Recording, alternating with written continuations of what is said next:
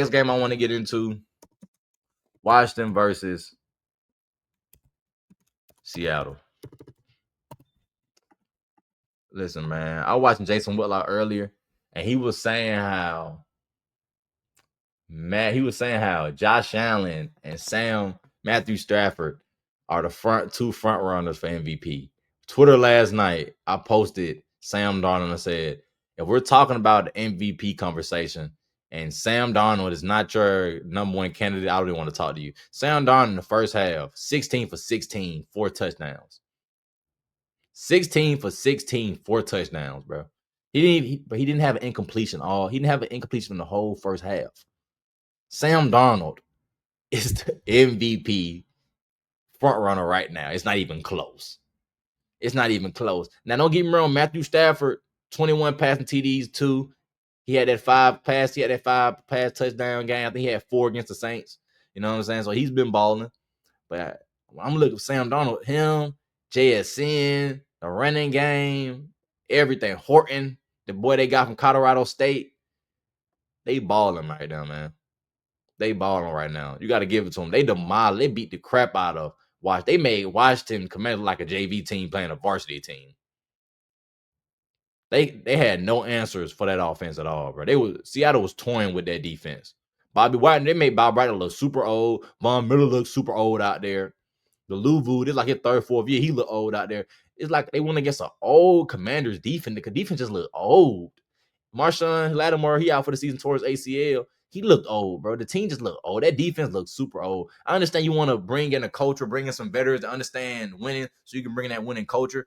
But you also got to evaluate talent. And yes, a lot of these guys got a lot of experience, and they had moments of all-pro and Pro Bowl season. A lot of these guys, they're past their time, bro. They need to retire. Von Miller need to retire. Bobby White need to retire, bro. They look super old at him. Marshawn Lattimore, I don't know, but I think if I'm him, I'll retire, bro. You played 10 years. You done played 10, 11 years in NFL, bro. Go ahead and just chill out, bro. You good, man. You a 3-time Pro Bowler, not a Hall of Famer, but you will be considered an NFL legend because you balled out. You're a legend when it comes to as being a New Orleans Saint. So you good, man. But let's get into this Jaden Daniels situation. A lot of people saying, why was Jaden in the game? Because the game is still going on. So we're going to bench him because we're losing? No, you're going to keep playing. Guy hasn't played in how much, 2-3 weeks? I don't care. You can your ass beat, keep playing. What happened to him, that happens, bro. It's football. It happened. He dislocated his elbow. It's football. He out for the season. He got to go with Marcus Mariota, who quit on us. He's a quitter. Mr. Quitter himself. Marcus Quidiota. You know what I'm saying? You got to go with Marcus Quidiota, and that's cool, bro. I think Marcus, he's somebody that he can stabilize that offense and make plays. I don't think you're going to win nothing. I think Marcus can get you at least 2 more wins during the season, upset somebody, shock the world, and beat a couple of teams that people feel like should just demolish you, you know what I'm saying, by Las Vegas and the betting odds and all that stuff. But besides that, right now, based on this and following this injury from Jaden and the ACL, all these guys getting hurt, Luke McCaffrey out for the season, Marshawn Lattimore, he out for the season, even though he hasn't been playing well all season, he's out. Man, you're looking at a 5-win team right now. I can see them winning 2 more games, going 5-12. And they're a team, Commanders, they're in a good spot because they're a team, they're not that bad. They're not that far away from being successful. They're not that far away from being successful at all. They're decent. Like, they could win some. They shown and proven that they could play in an NFC Championship game. So they're not that far away from getting back to that. So I think what's going to help them is Jaden Daniels getting hurt. He's going to be ready for training camp next year, so you ain't got to worry about that. Hopefully, he don't have nothing to where that dislocating his elbow have him playing like he ain't nothing, even though that was his non-throwing elbow, so we ain't got to worry about that. He just cuts elbow on his non-throwing arm, so he good off that. But I just hope he comes back healthy.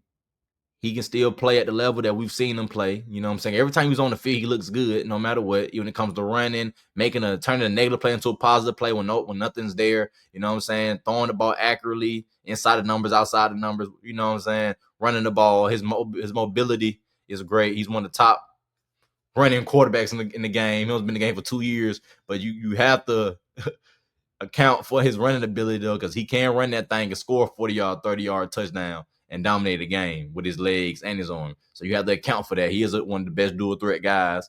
He just being injured, and him from just being his second year, he is dominant. Now you can bring on an extra piece. You can find another wide receiver for him, and find a D line, another O lineman for him. You know what I'm saying? Because now you're 5-12. You're most likely gonna be picking in the top 10. So you get the creme of the creme prospects. So I think it's a gift and a curse. The curse is Jaden Daniels out, but the gift, I believe, is you're gonna have a top pick for next year. So right now, if I'm Commander fan, I just play hard. If I'm a guy on that team, play your butt off, control what you can control, get you some money, or to prove to the team that you should be there next year. And if you're part of that front office, you know what I'm saying? I think you look at it like, shoot, at least we get the pick of the top guys, and we'll be straight off that. So Commanders, they'll be straight. Washington, Seattle just dominant. Seattle, I got in the playoffs. I got one in the division.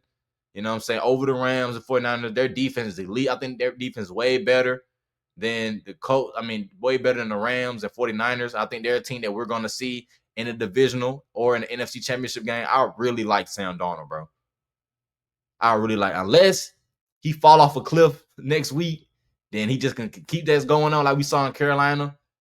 I don't know, bro. I think the Seahawks, they're good. They probably lose a game or two, but they're good, man. And they're somebody that people should fear and should account for, because if you don't, bro, Sam Darnold is going to destroy you with that arm. And JSN gonna cook anybody that's covering him, because nobody can cover that bar right now. He's balling.